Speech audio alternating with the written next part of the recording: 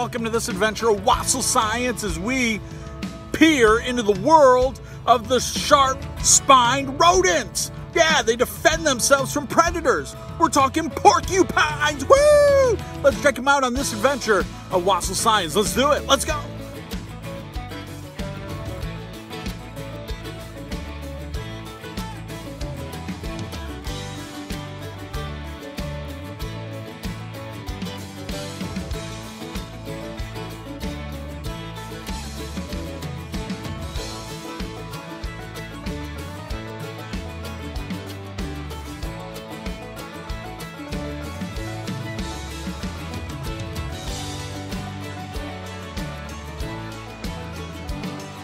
As far as rodent size goes, you've got capybara, that's the biggest. Then you've got the beaver, and coming in at third is our pal, the porcupine. And not to be confused with the hedgehog. Their name is derived from a French term that means thorny pork or quill pig.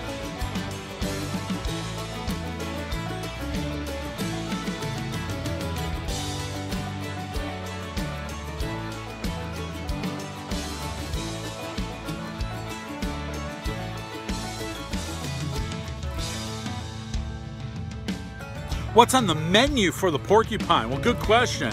North American porcupines are herbivores, so they're chowing down on things like leaves, herbs, twigs, anything green, really, any plants that are green. They're gonna be all about it, including clovers as well. During the winter, they might chow down on some bark.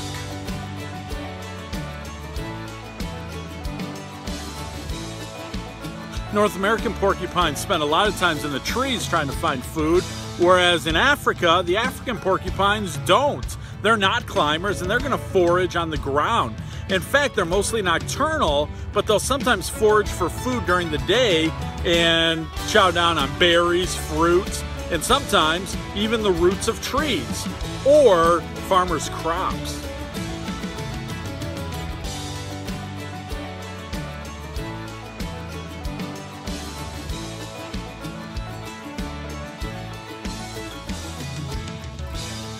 God designed the porcupines with these amazing quills.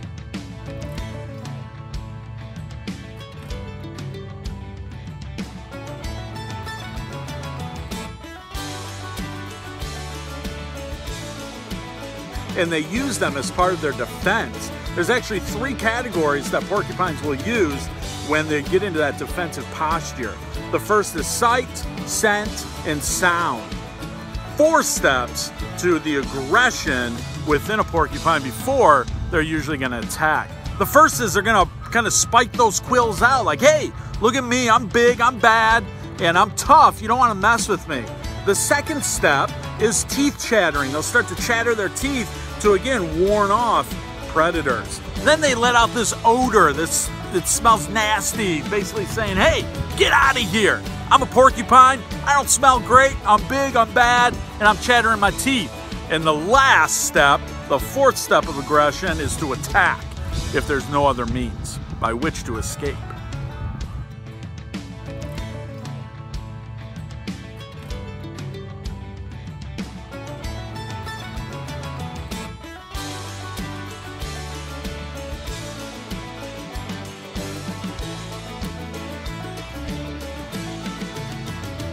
The spines or quills of the porcupine are really amazing.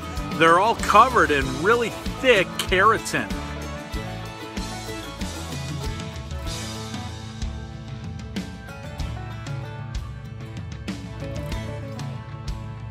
That allows them to be hard to the touch, and when released, when made contact, they may drop out of the porcupine when it shakes its body as well. New quills will actually grow to replace the lost ones. And porcupines were long believed to be able to project those quills out against somebody that may be intruding, but not true. So we're here to break the myths here on Wasil Science as well. Porcupines cannot shoot their quills, but when contact is made, they can release those quills into the intruder. And now you know.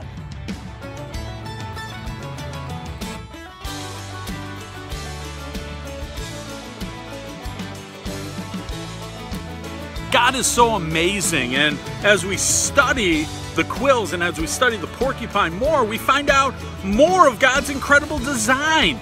In fact, it seems that there's antibiotics within the properties of the quills that's associated with the free fatty acids that coat the quills, which, as an antibiotic properties, it's believed to aid a porcupine that's suffered a self-injury. Maybe it's accidentally caused a laceration on itself, and yet those antibiotics can help. How amazing! God is so incredible, and I love the more we study His creation, the more we find out about how incredible He is. God is awesome! Love it.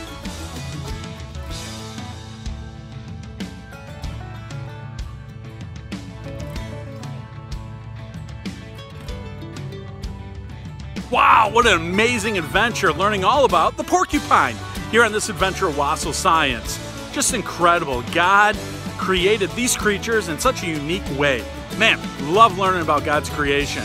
Join us next time here on Wasil Science, wherever we're at, always studying, always exploring God's incredible creation. We'll see you then. Bye.